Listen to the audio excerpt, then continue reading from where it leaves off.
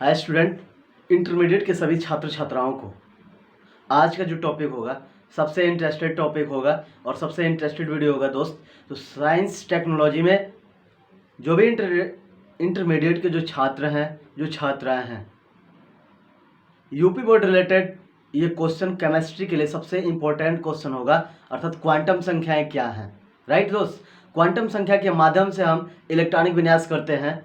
तो आप दिल थाम के बैठ जाइए दोस्त, कॉपी और कलम लेके बैठ जाइए और नोट्स बनाते रहिए। और नोट्स बनाने के पश्चात आप प्रैक्टिस कीजिए कि क्वांटम संख्याएं क्या है और क्वांटम संख्या के माध्यम से हमें इलेक्ट्रॉनिक विन्यास कैसे करना है, अर्थात जो SPDF ब्लॉक जो होता है, KLMN जो होते हैं, उसके अनुसार हमें क्वांटम संख्या के माध्यम से हमें इसको हल करना है। तो वीडियो के अंत तक आप बने रहिएगा दोस्त। जो भी आप स्टूडेंट हैं, जो भी आप छात्र छात्राएं हैं, आप दिल थाम के बैठ जाइए और इस क्वेश्चन के माध्यम से, इस वीडियो के माध्यम से, इस वीडियो के लास्ट तक बने रहेंगे। ये वीडियो सबसे इंटरेस्टेड वीडियो होगा दोस्त, ठीक है। तो आप आइए वीडियो को स्टार्ट करते हैं और शुरू करते हैं।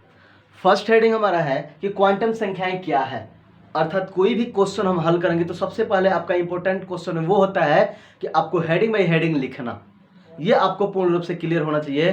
तो सबसे पहले हमें है कि क्वांटम संख्याएं क्या हैं। राइट, क्वांटम संख्याएं क्या है, अर्थात परमाणु में किसी इलेक्ट्रॉन की ऊर्जा तथा स्थिति के बारे में पूर्ण जानकारी जिन संख्याओं से होती है उन्हें क्वांटम संख्याएं कहते हैं। अब देखिए परमाणु, अब ये भी सुना होंगे आप लोग, परमाणु क्या है। ये छोटा छोटा टॉपिक, क्योंकि आज के जनरेशन में, आज के टाइम में, आज के समय में आपके लिए छोटा छोटा टॉपिक कोई मायने नहीं रखता है दोस्त, क्योंकि आपका जो भी पेपर है, जो भी आपका सिलेबस तैयार करा दिया गया है, उससे मैं ये सोच रहा हूं कि कम समय में आपको ज़्यादा से ज़्यादा बेनिफिट किया जाए।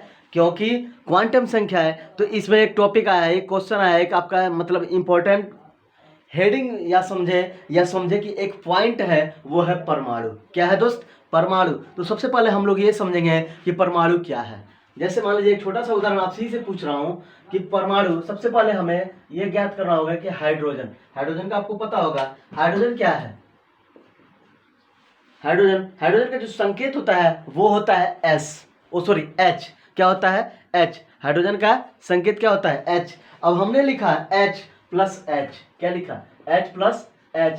अब ये क्या बनेंगे? H2। क्या बनेंगे दोस्त? H2। अर्थात एक परमाणु, ठीक है, ऐसे बोल सकते हैं, एक या एक से अधिक तत्व जो आपस में क्रिया करते हैं तो वो क्या होते हैं? अणु बनाते हैं। क्या बनाते हैं? अणु बनाते हैं। और इन दोनों के बीच में जो क्रिया हो रहा है, जो यौगिक हो रहा है, जो समीकरण तैयार हो रहा है, जो मिश्रण बन रहा है, वो क्या है? परमाणु। वो क्या है दोस्त? परमाणु है। तो आइए, यही शब्द है कि क्वांटम संख्या है किसी भी परमाणु में या परमाणु में किसी इलेक्ट्रॉन की ऊर्जा तथा स्थिति के बारे में पूर्ण जानकारी, अर्थात हमें क्या होता है, उस परमाणु में हमें इलेक्ट्रॉन की जब तक पूर्ण जानकारी नहीं होती है, उसके स्थिति के बारे में पूर्ण जानकारी नहीं होती है, तब तक क्या हम कह सकते हैं क्या कि क्वांटम संख्या है? नो।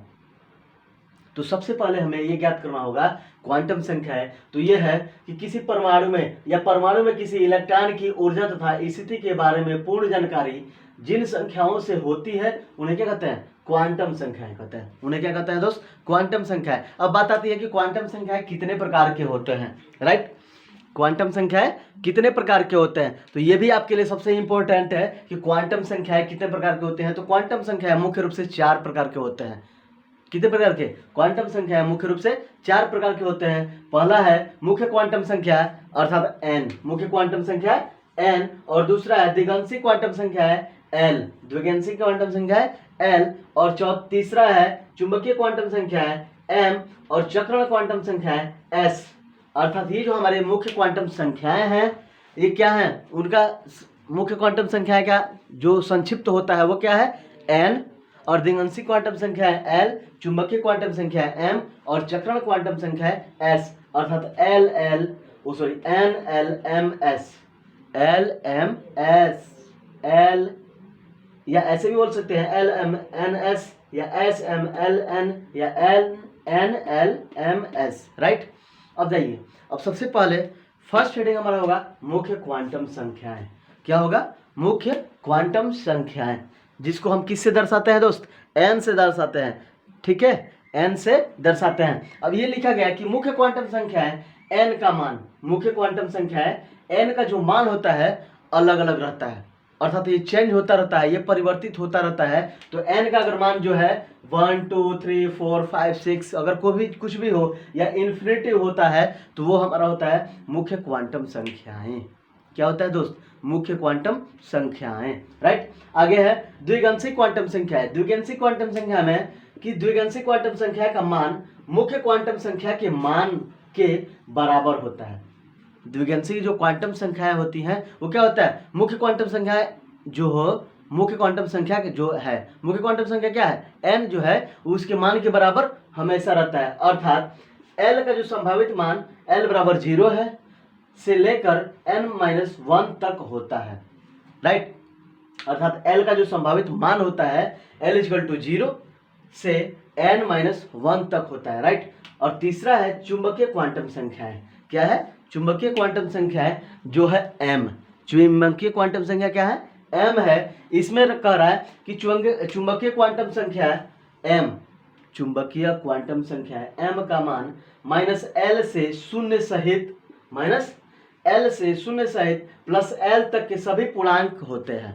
ये जो भी होते हैं क्या होते हैं? पूर्णांक होते हैं। अर्थात चुंबकीय क्वांटम संख्याएं का जो मान होता है m वो होता है -l से लेके +l के बीच होता है। वो संपूर्ण जो होते हैं वो क्या होते हैं? पूर्णांक ही होते हैं। और चौथा हमारा होगा और लास्ट होगा वो होगा चक्रण क्वांटम संख्याएं। चक्रण क्वांटम संख्याएं, चक्रण क्वांटम संख्याएं जो ये है s, क्या है ये? s है। ये है चक्रण क्वांटम संख्या है। s का मान, जो s का मान होता है क्या होता है दोस्त? s का जो मान होता है वो होता है +1/2 से लेकर -1/2 तक होता है। अर्थात चक्रण क्वांटम संख्या है s का जो मान होता है क्या होता है? +1/2 से लेके +1/2 से लेकर यहाँ तक होता है -1/2 तक होता है, राइट। तो ये रहे हमारे क्वांटम संख्याएं। इसी माध्यम से हम लोग जो भी मतलब टॉपिक पढ़ना होता है, जैसे इलेक्ट्रॉनिक विन्यास करना हो या इलेक्ट्रॉन ज्ञात करना हो या एल्केन एल्किन एल्काइंस का अगर नामकरण करना हो, ठीक है, उसका नामकरण करना हो या उसका नाम लिखना हो, संरचनाएं अगर क्लियर करना हो, संरचनाएं सूत्र ज्ञात करना हो, तो इसी के माध्यम से हम लोग ज्ञात करते हैं। तो थैंक्स फॉर वाचिंग। इस वीडियो को ज़्यादा से ज़्यादा शेयर करेंगे, लाइक करेंगे और कमेंट करना न भूलेंगे। धन्यवाद।